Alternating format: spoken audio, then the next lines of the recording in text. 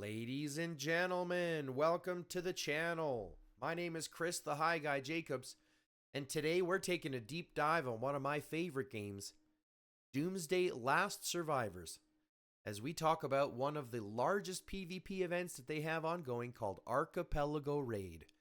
Also known in shorthand as AR because Archipelago Raid is a pain in the butt to type. So if you see AR in chat, chances are they're talking about Archipelago Raid. This event happens once every 4 weeks. It lasts for a full week, and it equates to about 5 full days of fighting, building, farming, and all-out war. But before we get too much into that, let's take a look at a couple of key things. From the Archipelago landing page, from the AR raid, right, the AR landing page, you're going to notice two things right off the bat. At least you should. An exclamation mark here and an exclamation mark here. For those who don't know, the exclamation mark is actually your information button. This, when you click it, will give you all the information the game has on this event or on whatever that is that the exclamation mark is beside.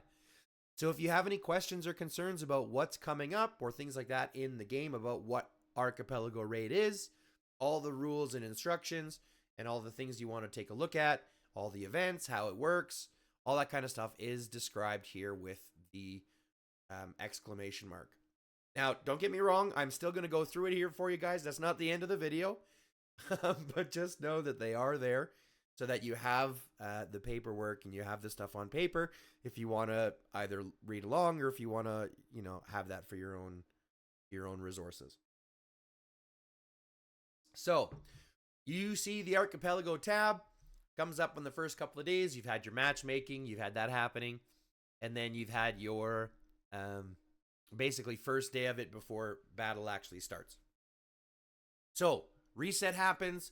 The event starts, you click Archipelago Raid, you click enter, and you're going to land randomly on a new map. And you're going to sit here and look at this top map and go, what the heck does all this look like? And how does it work? Well, the truth is, it works just as much or just the same as the original regional maps. If you'll notice, there is an outside ring, followed by two kind of inside pillars, followed by one middle island. Okay? Now watch this. If you look in this top section, it's entirely walled off, and there's two gates. Now these gates can only be captured by the Crimson team. Okay? Which means that this entire top section, the north section, is locked specifically to the Crimson Legion. This means it is a safe zone to farm, to grow, or to heal if you have to retreat from battle. No one can attack you in this open in this section here. Just like for the gold team, no one can attack them inside this section here. Just like for the azure or blue team, no one can attack them inside this section here. It's walled off by water, but you get the point. And on Jade, same thing, no one can attack them inside this here. So you always have a safe area to either farm in or heal in or retreat to. That's always going to be there for you. Just remember that, okay? Now, next you're going to see these top, in the top corners here, the northeast, southeast, northwest, and southwest corners. You're going to see the level 6, what's called a westward tower. This is actually the determining factor on the next phase, which we'll talk about here in a second. Okay, just keep this in mind. The progression of the game goes as this. You hop in day 1, your first gates are open, you can go ahead and capture them both. And I suggest capturing them both because, as soon as possible, because towers are cheaper in the early game, right? Just like the regular game, they get more expensive the more you build. And owning them provides bonus materials, okay? Bonus building materials. The materials in Archipelago Raid is different from the materials you would build in the region, okay? In the region, you need gold, food, steel, wood, oil. right? In Archipelago Raid, you only need cement. Now, how do you get cement? Well, farming regular nodes will give you cement, right? Not very much, but you can get some cement that way. One of the best ways to get cement is around the villagers, right? Around the Westward Tower. If you look here at the tactical sandbox, we've got armored scavengers that appear at the towers, okay? So these scavengers are going to appear at the level 6 and the level 7 towers. And they appear every 2 hours. Every 12 hours, you look at the tactical sandbox, every 12 hours, you receive these elite armored scavengers, which appear only at the level 8. And they drop phenomenally more cement than the other ones do.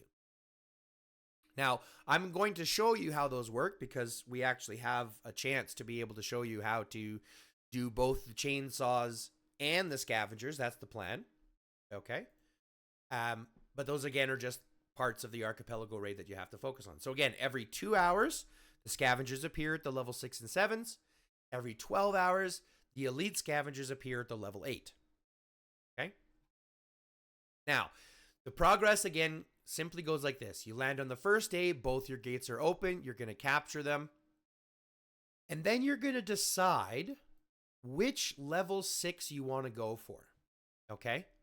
Because like I mentioned, the level 6 is going to determine how phase 2 goes. Phase 1 is all about who can get to the level 7 first, right? Phase 1 is determine the rewards by who captures the level 7. Now, there are 4 teams. Only 2 can capture them, which means only half of the playfield is getting rewards. The other half are unfortunately out of luck. Okay? So, you get to the level 7 after day 2. We'll talk about that. In order to determine who you get paired with in phase 2, you're going to have to think about the level 6. See, this starts to get complex, and it's layered with a lot of different mechanics. And I think they do this because there are, like I said, there could be 1,000 players per team, right? When you drop in, you're going to drop into what's called a legion.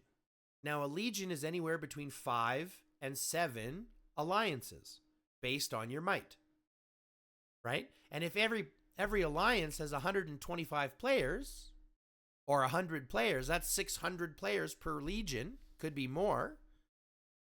That's almost 3,000 players in a game of Archipelago Raid, which is a lot if you think about it. That's up to 3,000, that's 15,000 marches, right? So it becomes a lot to do with when we're talking about war, towers, focus, and all that kind of stuff.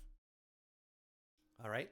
So again, after you take your first 2 gates, your thought process is, who do you want to pair up with? Now, if you'll notice, the map is split right down the middle as kind of already east-west. You have east, which is kind of sandy and desert and airy. And then you have the west, which is lush and green forest.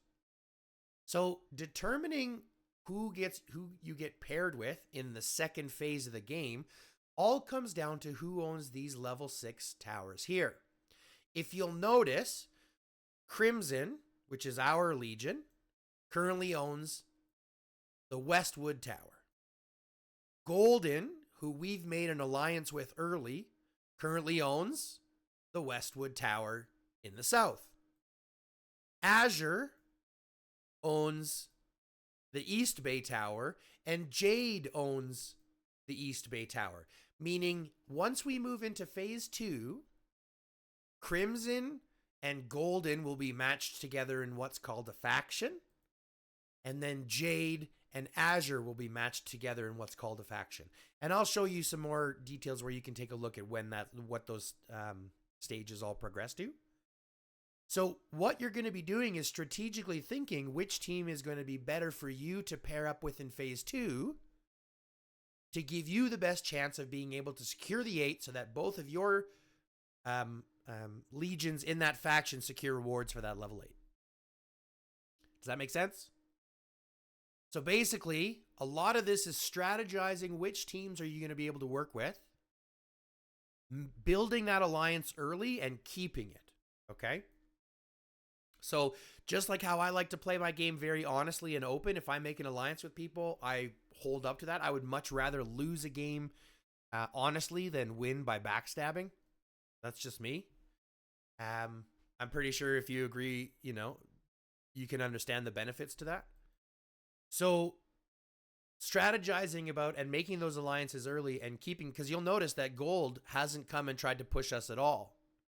Now, because of that, that's given us the capability to come over here and push Jade a little bit and take their level 5. So now they don't have access to the level 7, which is going to hinder them in phase 2. So this is all strategy that comes involved. Thank goodness you have leaders who can typically handle all of that process in what they do. That's typically what your leaders are all dealing with. Who to ally with, where the focus is, all that kind of stuff. Okay? So the progress goes, you land in the area, you capture your level 4s, you decide which level 6 you're going to build towards, and you start building towards the gate and the level 6 because they're going to open 24 hours after you land on the map. Okay? Owning each outpost or checkpoint or tower is going to provide each alliance with bonus resources, bonus cement that they will collect and store to be used to build towers. Okay? So having those is important because you need as much cement as you can to be able to continue building, to be able to, fight where you need to put up defenses where you need to be able to continue to build to the level 8, all that kind of stuff, right? So having those outposts is important for cement generation. Now, after these gates open, strategically, you're going to try to build to this, to the level 7 and likely to the level 6 gate. The level 6 gate opens on the 3rd day at reset on the progression into phase 2, but you still want to have these kind of basic patterns laid out so that you're at least getting the bare minimum. When you decide to do the other stuff and the extra stuff like we've done over here, remember, this is all based on if you can afford the cement. I never suggest trying to do any of these extra stuffs if you can't afford the basic cement to cover, the basic patterns to get the bare rewards. Because in some events, you'll have a situation where you'll be struggling for cement.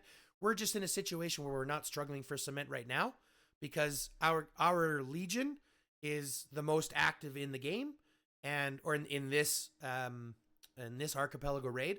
And so we've been able to take advantage of that. Okay. But if you don't and you're fighting for cement, you have to be really cautious on where you're building those towers because they do go up in cost fairly quickly even. Okay. So always be aware of that. Next. Once you've built into here, this is all in phase 1. We haven't gone into phase 2 yet. But I want to mention something about the level 7. Because this is something that always happens in every AR.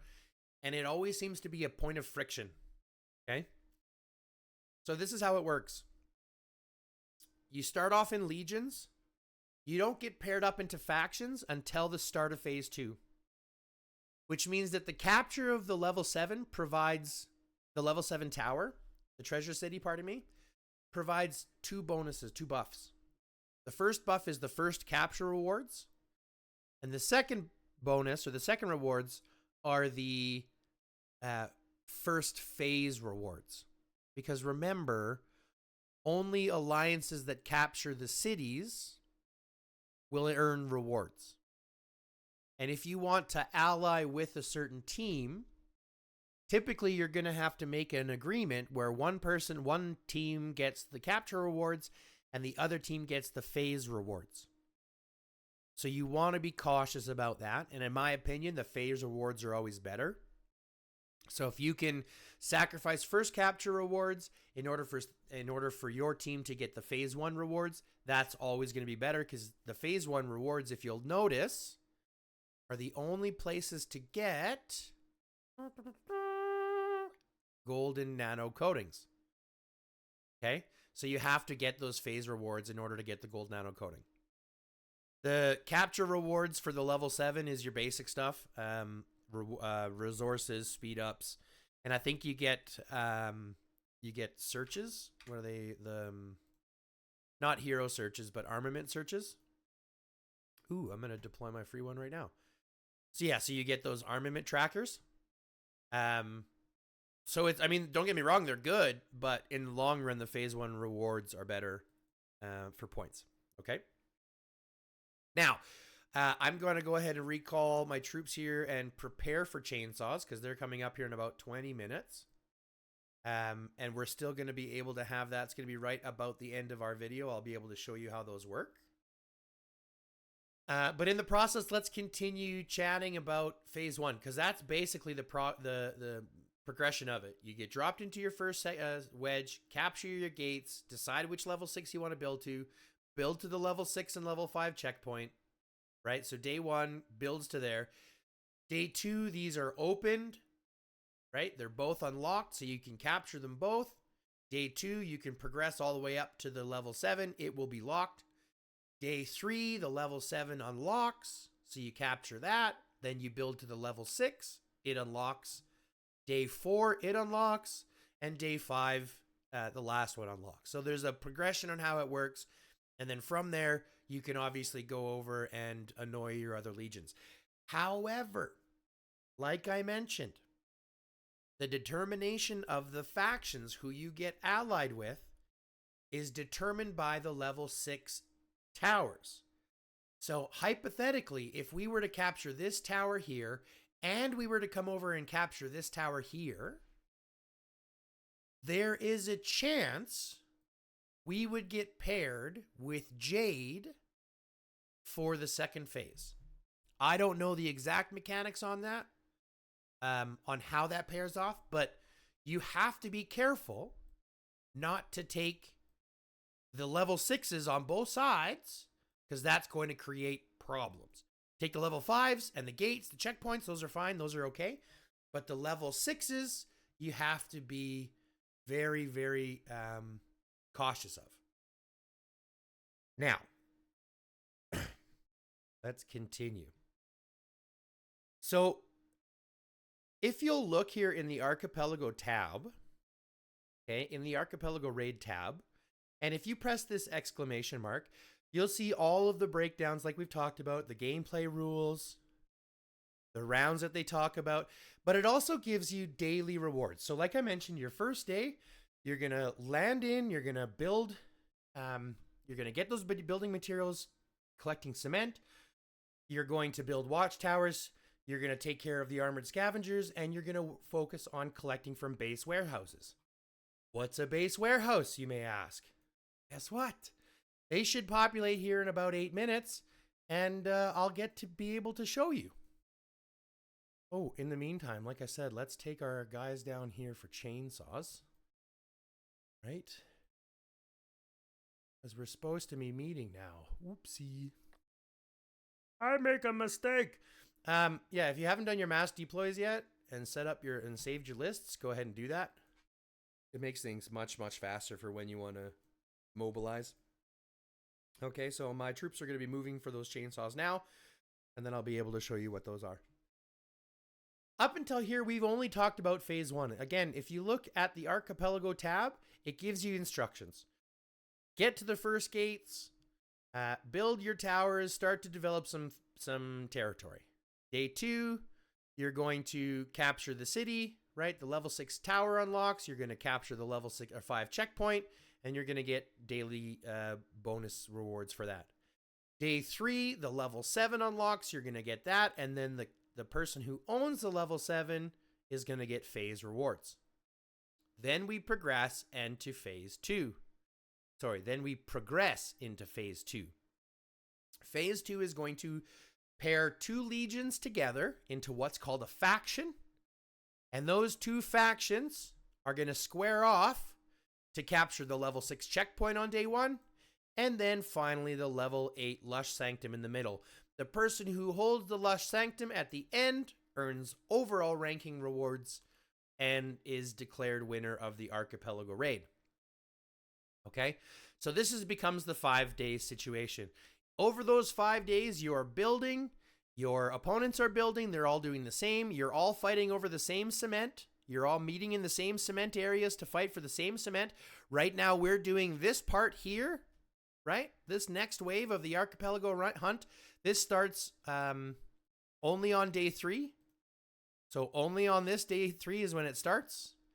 And the entire goal of this is to be the one legion who kills the most amount of these chainsaw zombies, which we're going to talk about here in a second. Right now, Crimson Legion is winning. And, right, here are your rules. All up here. Here are the missions you have to do. Kill chainsaw commanders, kill chainsaw soldiers. Look at this. Look at this. The team who gets the most amount of kills also gets bonus rewards, bonus fragments, bonus resources. And this is a pretty good one. Squad damage plus 5%, squad attack plus 8% on top of everything else, just as a flat bonus. And all you have to do is kill these chainsaw zombies, right? And you have to do them in a group. As we'll show you, we're going to them. As we'll show you, they are very difficult. So you need big groups of people to do them in. You're just lucky enough to be able to watch us as one of the, honestly, one of the most active legions I have ever seen. It's been absolutely crazy with how well this team has been working together with the other groups in our team. Can't complain, okay? So you'll get to see us take care of some of these chainsaw zombies, which are, like I've mentioned, very, very difficult if you're trying to do them by yourself. So what a lot of people will do is they will do the drag technique, where they'll send out one troop and they'll basically do what's called kiting. So they'll hit a zombie and then run away a little bit, and then the zombies will chase. And then you'll come back, and once they lose interest, you come back, hit them again, and then you run away and they'll chase. And then you typically bring them past your gate to where the rest of the group is, and then everybody mobs them from there. It takes a long time to do that compared to how we're going to do them here. But if you don't have the mobs that we have, if you don't have the power, the might, and the participation that we have here, that might be your only way to do it. But that's okay. So you send out a troop. They all appear in a group of a bunch, which you'll see here in a second. You hit one, run away. They're going to chase you. Once they lose interest, you hit them again, then run away. They're going to chase you. And then so you just repeat the process until you drag them past your gate to where everybody's going to be staying. Because if you'll notice, almost everybody is right up here, prepped and ready to go for the next phase to start. Because we're going to be building into the middle somewhere, and we're ready here to go. Oh, looks like they're prepping to fight. Oh boy.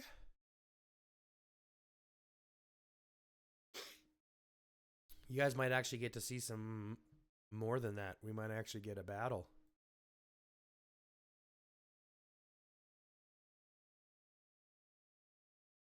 We might actually get a battle. You guys might be getting some bonus material here, boys and girls.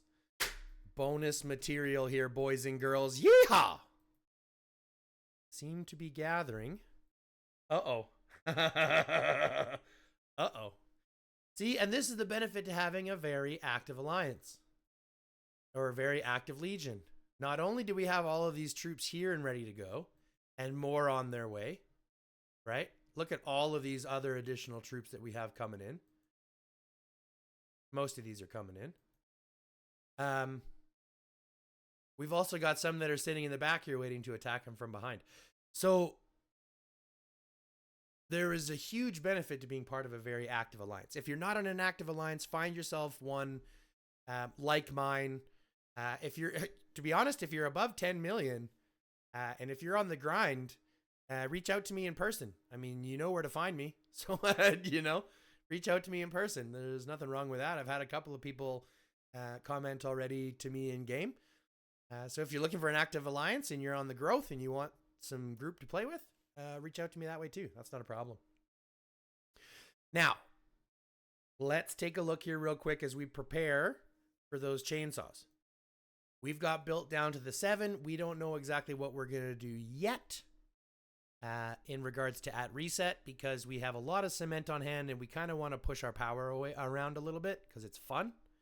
It is a war game after all. But remember, it comes down to East versus West. So once these gates open and once we build to the 8, it becomes an all-out brawl because at that point we'll be in the same faction, right? At that point we'll actually be allies and much easier to determine who's who in the battlefield with less risk of I guess they're just sending it in, sending everybody home. Oh, they're over here fighting. You guys want to see some fights? This is kind of great. So we've got Mirai over here getting absolutely destroyed, unfortunately. Crescenthery is a tier 6. So he's got tier 6 troops, which basically is dominant in the battlefield, as you can see by sending these guys home. And they've got pretty good focusing one troop at a time, slowly bringing down their HPs and sending them one troop at a time. Unfortunately, Mario and Mirai are going to take that loss. Don't go in. We don't want to go in. We don't want to go in. The chainsaws are here. We don't want to go in. Okay, so chainsaws have started. Okay.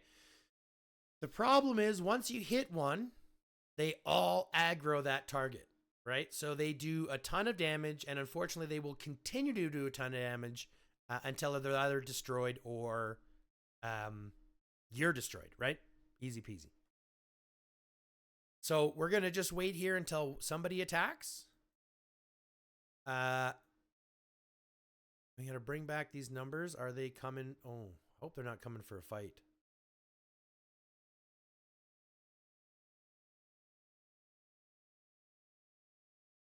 They might be. Let's just watch here a second and see how the movement happens.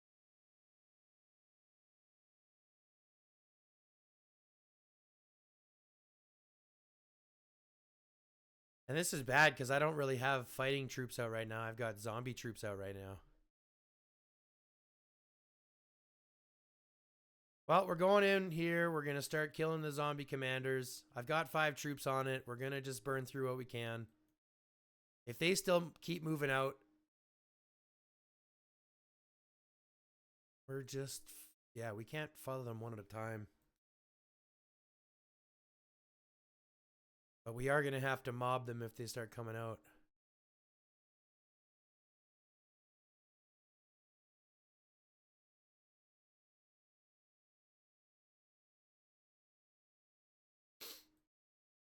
Let's see if they're going to be ballsy enough to try to... Holy crap.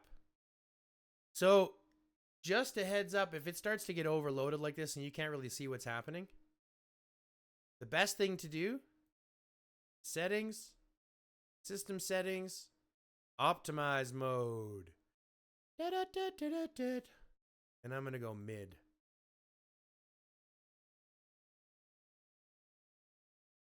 Now you can zoom in and see better. Run, you fools. Why are we running? We've got so much more than they do. Oh, but my troops are getting destroyed by these zombies.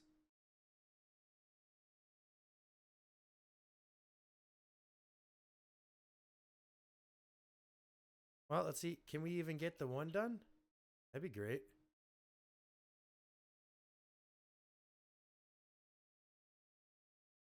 See, it doesn't make sense that we're running.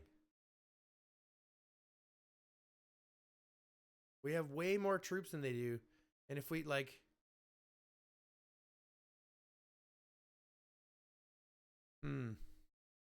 Anyways, we're going to let that happen. I'm going to deal with them here in a second. But the truth is it's all done the same way. You're going to group up in these zombies and you're going to take them out, or you're going to drag them back to your area and go one at a time. Okay? Oh, I think we got the commander. I think we got the commander.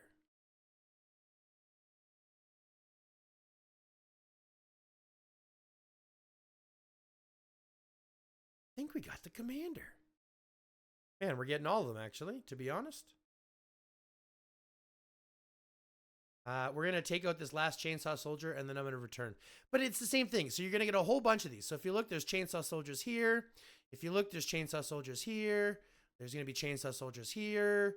Chainsaw soldiers down this side. And you basically want to race to them and destroy them before the opposing team can. Pretty simple. Okay?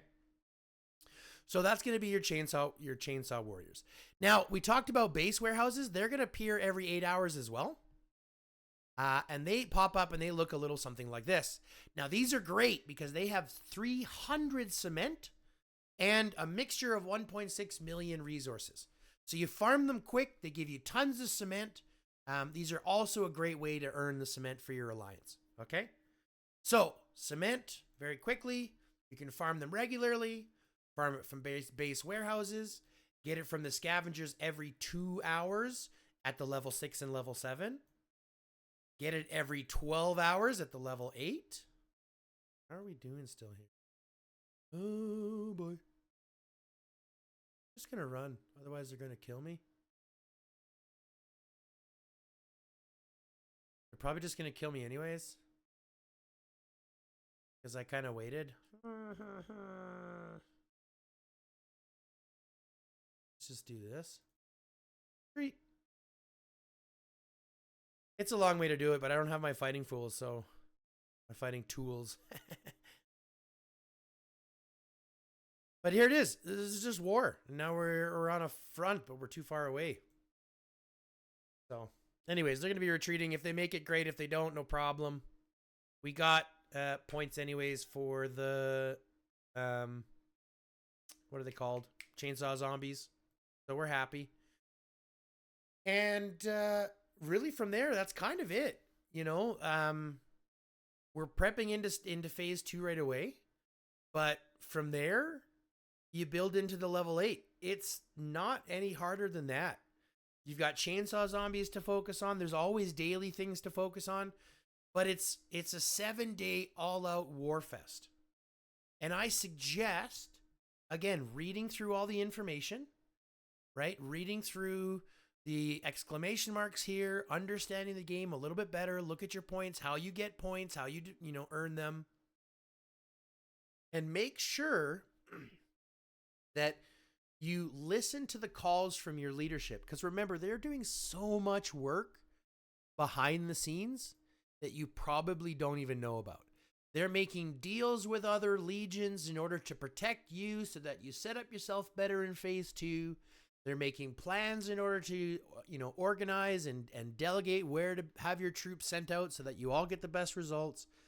So listen to your leadership. If they send out a mail, make sure you respond. If they send out a personal mail, make sure that you respond.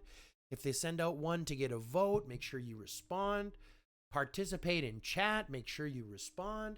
Like, the purpose of this game is a war game, which means you need to have communication, you need to be open, you need to be talking. It's not just about farming and growing, okay? I took way too long to realize this, and I only have 30 million kills, but you'll see some people at my might with hundreds of millions of kills because that's what the game is about. And Archipelago Raid is a great way to get that experience because it's 7 days of it. And some of the benefits are your hospital capacity is doubled. Okay, so you can have way more in your hospital than you need. Your aid station accepts more. There's an additional, I think it's an additional 20% that you get from the raid. Let's see, I think it tells you right here. Right. So your hospital is doubled. Your aid station capacity is unlimited. The death rescue ratio has been upgraded from 50 to 70%. Okay. All troops inside the aid station will be returned. The death rescue ratio in the final one, again, is at 70%.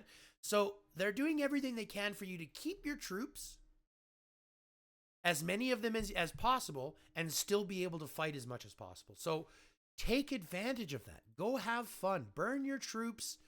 Lose them if you have to. Heal them up if you have to. Realize that the best way to get points is to kill troops anyways. So that's what you're going to be doing the most of. And go out and have fun. At the end of the day, it's a game. So treat it as such. Don't let it get you down. Don't get too, butthurt, as they say. Go out and have fun. Kill those chainsaw zombies in groups. If not, drag them back and beat them the hard way if you have to. Enjoy it, because that's why I do it. That's why it's fun for me. Just waiting for these troops to come back so I can send out some more and then go fight, because that's what I want to do. But that being said, guys, I'm going to log off from here. If you liked what you saw, if it made any sense to you, go ahead, hit the like button, the subscribe button. Send me comments. I love to read them. I love to respond. If you have any suggestions on future videos you'd like to see, go ahead and throw it in the comment box below. But other than that, guys, just enjoy. Have fun. Stay lifted. Stay strong. And we'll see you over in the next video.